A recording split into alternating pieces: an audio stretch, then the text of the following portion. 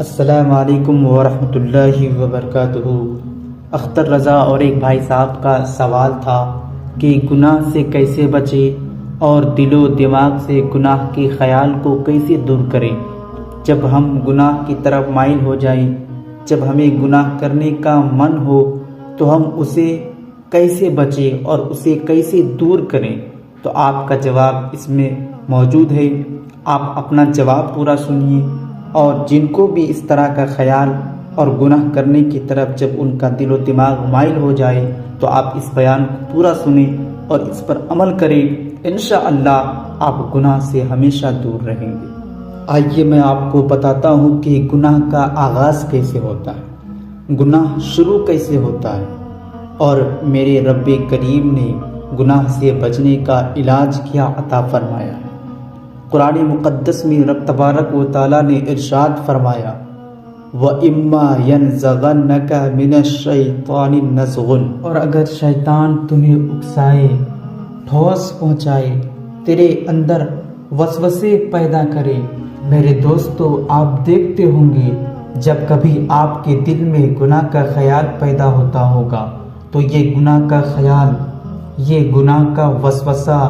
یہ گناہ کی طرف مائل ہونا یہ شیطان کی طرف سے ہوتا ہے۔ اور اسے کیسے بچے، میں آپ کو پوری جانکاری دیتا ہوں۔ جب شیطان گناہ کا وسوسہ دل میں پیدا کرتا ہے،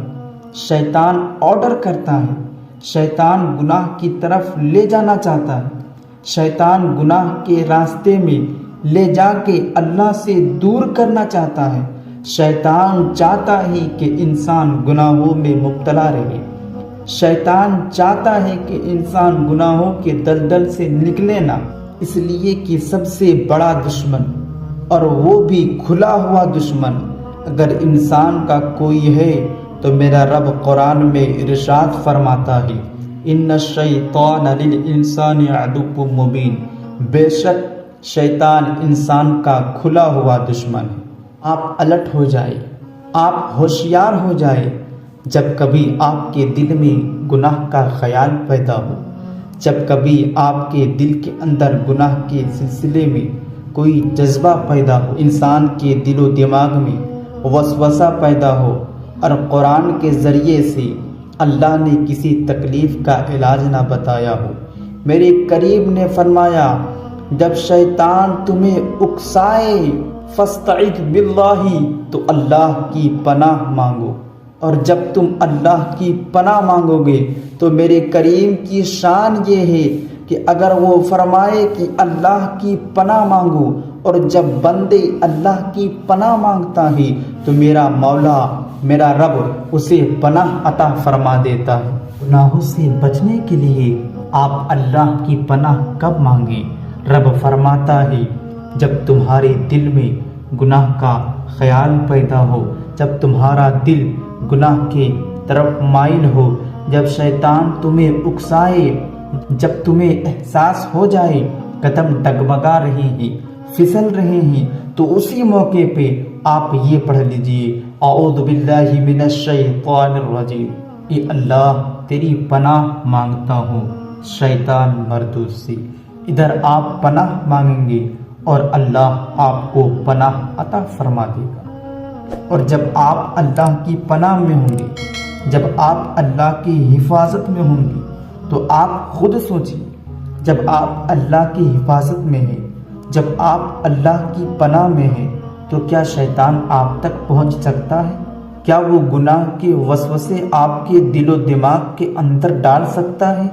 کیا وہ آپ کے قدم کو گناہ کی طرف بڑھا سکتا ہے؟ تو میرا اور آپ کا جواب ہوگا کہ شیطان ہرگز ہم تک پہنچ نہیں سکتا، کیونکہ آپ اللہ کی حفاظت میں ہیں۔